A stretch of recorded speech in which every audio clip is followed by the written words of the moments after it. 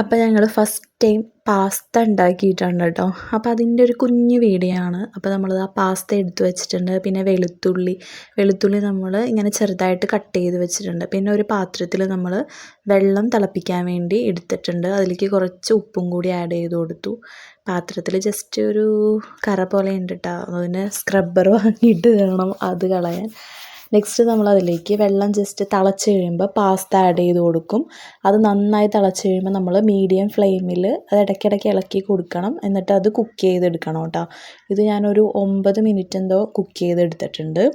അതിനുശേഷം പിന്നെ നമുക്കതിലേക്ക് വേണ്ടത് ബട്ടർ വേണം, പിന്നെ നമ്മുടെ വെളുത്തുള്ളി. അതിനുശേഷം ഒരു ബൗളിൽ പാലും എടുത്ത് വെച്ചിട്ടുണ്ട്. പിന്നെ ഒരു പാനിലേക്ക് കുറച്ച് വെളിച്ചെണ്ണ ഒഴിച്ച് കൊടുത്തു.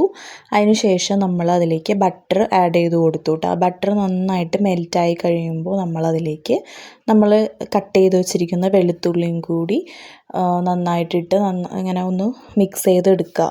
ഒരുപാട് കുക്കാവണ്ട, പക്ഷെ നമ്മളതൊരു ലോ ഫ്ലെയിമിൽ ഇട്ടിട്ടാണ് കേട്ടോ നമ്മൾ ബട്ടറും അതിനുശേഷം വെളുത്തുള്ളിയും കൂടി ഒന്ന് കുക്ക് ചെയ്തെടുക്കുന്നത്.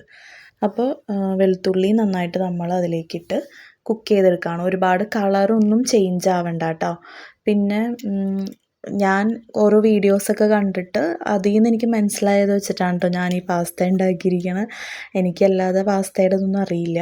അപ്പോൾ നമ്മളതിലേക്ക് നന്നായിട്ട് തന്നെ വെളുത്തുള്ളി നന്നായിട്ട് ഇങ്ങനെ ഒന്ന് മൂപ്പിച്ചെടുക്കുക എന്ന് പറയണ പോലെ ഒരുപാട് കളറൊന്നും ചേഞ്ച് ആവണ്ട.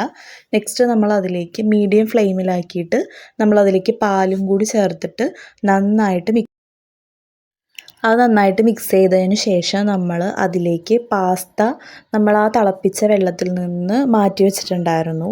എന്നിട്ട് നമ്മൾ ആ പാസ്തയും കൂടി അതിലേക്ക് വെച്ചിട്ട് നമ്മൾ നന്നായിട്ട് ഈ പാസ്തയും മിൽക്കും എല്ലാം കൂടി നന്നായിട്ട് തന്നെ നമ്മൾ മിക്സ് ചെയ്തെടുക്കുക കേട്ടോ. അതിന് ശേഷം നമ്മളതിലേക്ക് ചീസ് സ്ലൈസായിട്ടുള്ളത് നമ്മൾ 2 ചേർത്ത് കൊടുത്തിട്ടുണ്ട് കേട്ടോ. 2 ചീസ് സ്ലൈസ് നമ്മൾ അതിലേക്ക് ചേർത്ത് കൊടുത്തിട്ടുണ്ട്. പിന്നെ അതും കൂടി നന്നായിട്ട് അതിലേക്ക് മെൽറ്റ് ചെയ്തു.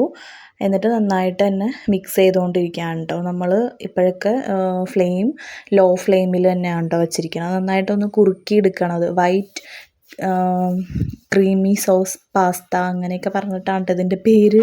അപ്പോൾ ആ ഒരു സംഭവം അതിന് ശേഷം അതൊക്കെ ഒന്ന് എല്ലാം മിക്സായി കഴിയുമ്പോൾ നമ്മൾ അതിലേക്ക് കുറച്ച് പെപ്പറും കൂടി ആഡ് ചെയ്ത് കൊടുക്കാം. ക്രഷ്ഡ് പെപ്പറും കൂടി നന്നായിട്ട് ആഡ് ചെയ്ത് കൊടുത്തതിന് ശേഷം വീണ്ടും നന്നായിട്ട് മിക്സ് ചെയ്ത് കൊടുക്കാം. എന്തായാലും സംഭവം അടിപൊളിയായിരുന്നു, കാണാനും അടിപൊളിയായിരുന്നു, അതുപോലെ തന്നെ ടേസ്റ്റും വലിയ കുഴപ്പമൊന്നും ഉണ്ടായിരുന്നില്ല. അത് ഇഷ്ടപ്പെടുന്നവർക്ക് അതിൻ്റെ ടേസ്റ്റും ഇഷ്ടപ്പെടും കേട്ടോ. വലിയ കുഴപ്പമൊന്നും ഉണ്ടായില്ല. ഇത് പല മെത്തേഡിലും ഉണ്ടാക്കാം. ഇതിപ്പോൾ ഞാനൊരു ഈസി ആയിട്ട് എനിക്ക് പറ്റുന്നൊരു മെത്തേഡിൽ ഉണ്ടാക്കിയതാണ് കേട്ടോ. 2-3 ദിവസം ലീവൊക്കെ ആയിരുന്നല്ലോ, അപ്പോൾ അത് ഇങ്ങനെ ഉണ്ടാക്കി ഞങ്ങൾ കഴിച്ചു. അടിപൊളി.